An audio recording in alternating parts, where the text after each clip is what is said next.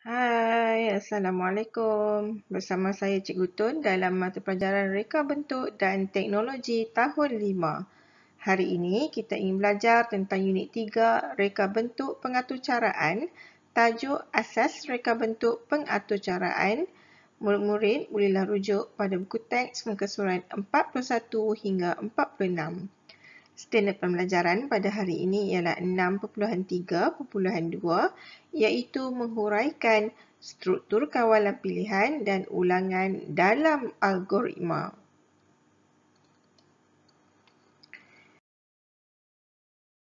Baiklah murid-murid, sebelum kita teruskan kelas kita pada hari ini, mari sama-sama kita ingat kembali perbincangan kita pada kelas minggu lepas.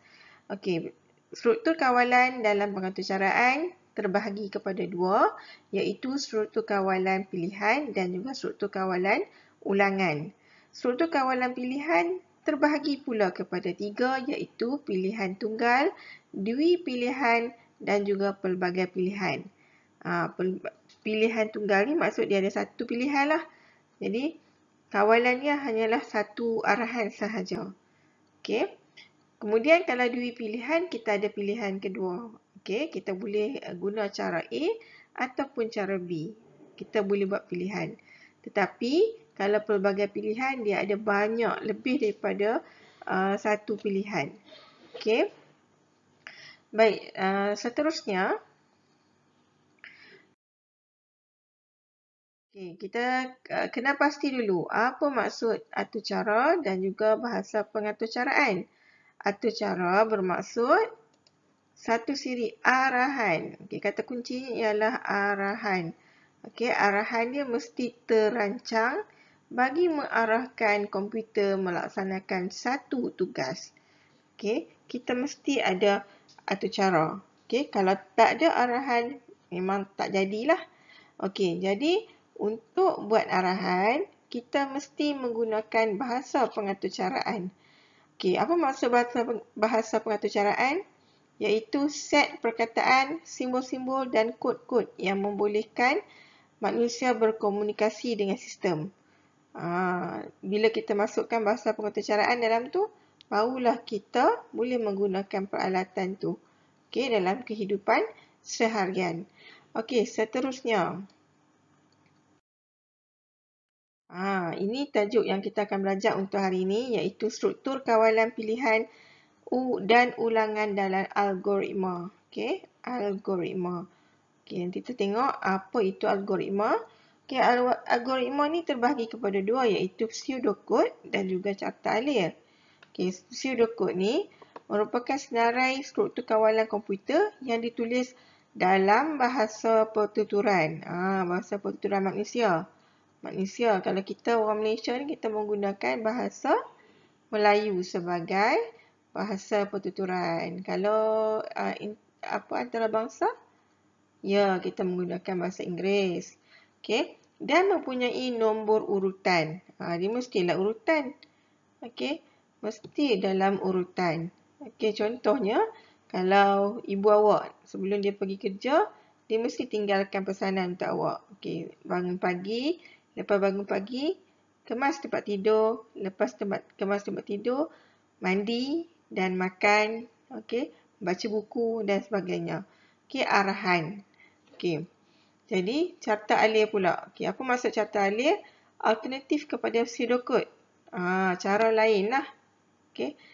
Cara kedua yang boleh digunakan kepada pseudocode menggunakan simbol grafik. Simbol grafik ni maksud dia lukis. Dia lukis. Mewakili arahan-arahan penyelesaian.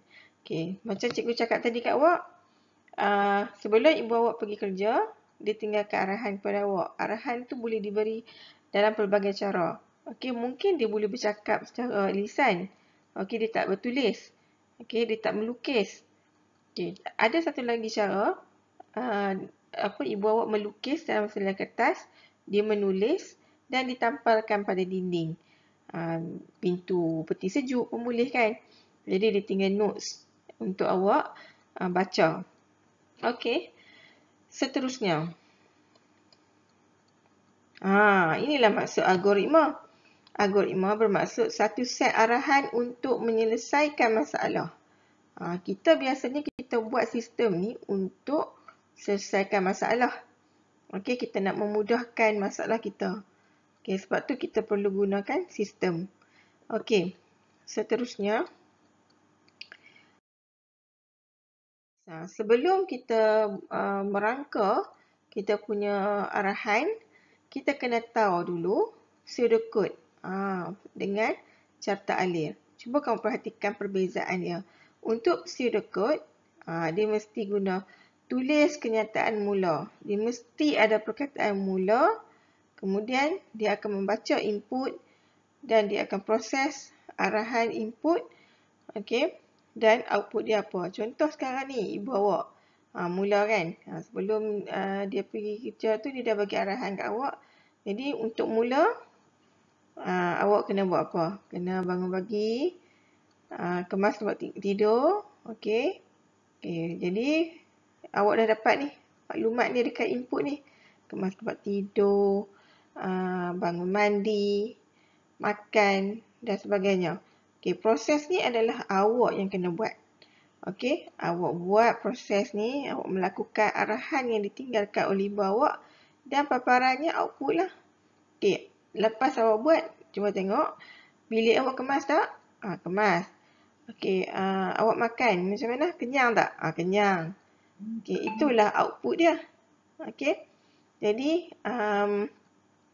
dan bila habis selesai tugasan yang ibu awak bagi, maka tamatlah.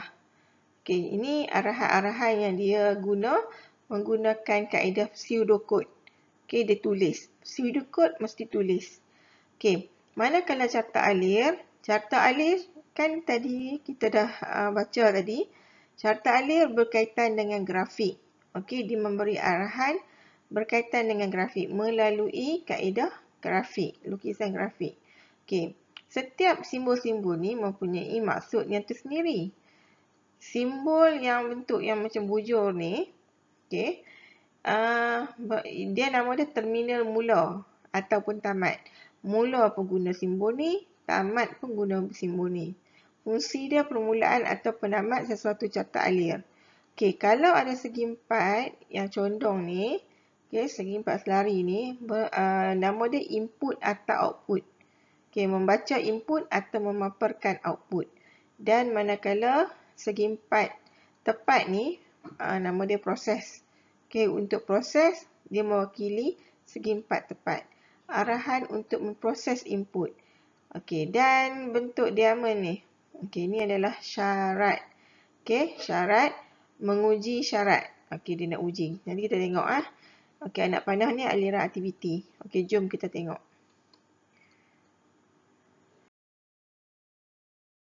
Okey, cikgu nak terangkan dulu berkaitan dengan algoritma iaitu struktur kawalan pilihan. Okey, ingat kan tadi cikgu kata ada dua kan? Satu kawalan pilihan, satu lagi ulangan. Kawalan ulangan. So sekarang ni kita nak tumpu kepada kawalan pilihan dulu. Okey, cuba tengok perbezaannya. Untuk kawalan pilihan, kalau menggunakan kaedah pseudocode, dia mesti tulis mula. Dan bila tamat pun tulis tamat. Okey, tapi kalau carta alir, dia mesti tulis mula ni dalam segi empat yang bentuk bujur ni. Okey, segi empat. Okey, tapi seterusnya masuk ke dalam perpustakaan. Contoh yang dia bagi, masuk ke dalam perpustakaan. Dia bagi arahan inputnya iaitu masuk ke dalam perpustakaan. Okey, so dia masuk tak dalam perpustakaan? Ini input dia. Okey, masuk ke dalam perpustakaan. Ini untuk input. Kemudian input yang kedua iaitu cari buku yang dikehendaki. Input yang kedua, cari buku yang dikehendaki. Okey. Kemudian proses dia. Ini proses. Jika buku dijumpai, maka cuba tengok aliran dia. Jumpa buku yang dikehendaki, jumpa tak? Kalau jumpa, okey, kalau ya, dia nak kena ke mana? Okey, cuba tengok anak panah. Anak panah ni ada ke bawah, ada ke kanan. Kalau ke kanan, ya. Okey, kalau ya, kamu kena pergi ke kaunter pinjam buku di kaunter pinjaman. Okey, kena pinjam buku di kaunter pinjaman. Kena pergi ke kaunter dulu. Okey. Jika tidak, arahan dia tidak, kalau tak jumpa buku, maka keluar dari perpustakaan. Jadi tamatlah. Jadi dia ada dua pilihan. Okey, dia ada pilihan ya ataupun tidak. Ya ataupun tidak. Jika jika ya, maka pergi ke kaunter untuk dipinjam. Ini arahan pertama. Okey, jika tamat, memang tak jumpa, jadi dia kena keluar. Okey, ini untuk kawalan pilihan. Okey, ini untuk kawalan ulangan. Okey, ini mula. Dia mula. Kemudian beratur di track larian. Okey, beratur di track larian. Ini untuk input. Berlari perlahan mengelilingi track. Berlari perlahan mengelilingi track. Okey. Kemudian dia masuk ke proses. Belum cukup 3 pusingan. Cukup tak? Kalau cukup, dia terus. Kalau cukup, kalau ya, teruskan larian.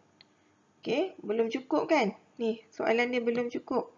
Jadi kalau belum cukup, kena teruskan larian. Tapi kalau dah cukup, okey, belum cukup 3 pusingan, tidak. Memang dah cukup dah. Okey, bila cukup, dia terus ke tamat. Jadi arahan dia macam ni lah.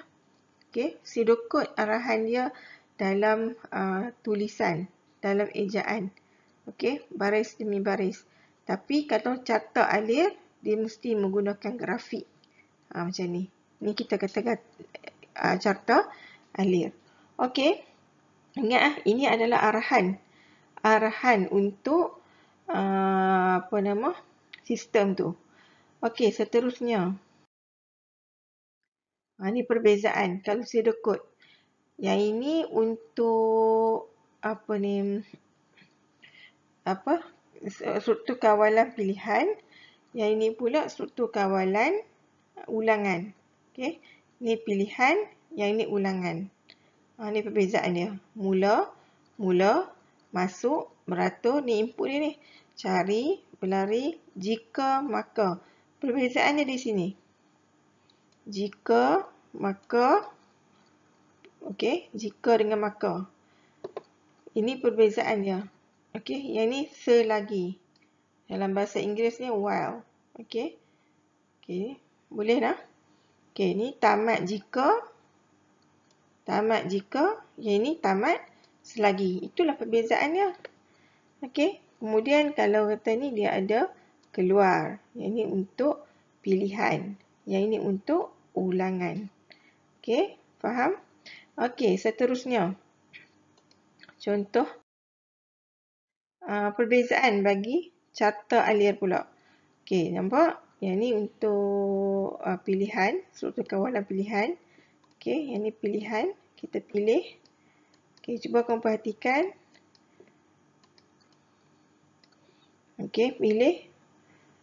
Kita perhatikan. Okey, masuk, beratur, cari buku, berlari perlahan. Okey, nampak dia punya alir dia. Okey, ya, dia pergi ke sini. Baru dia keluar. Okey, tapi kalau yang ini, dia pergi ke sini. Kalau kata tak cukup lagi, okay, dia punya proses itu tak kena lagi. Jadi dia boleh ulang. Ulang. Sampailah dia memenuhi apa yang dia nak. Okey. So, cikgu harap kamu faham penjelasan cikgu untuk hari ini. Sekiranya awak ada masalah, awak boleh mesej kepada cikgu ataupun telefon cikgu untuk cikgu terangkan dengan lebih jelas. Sekian dahulu daripada cikgu. Assalamualaikum.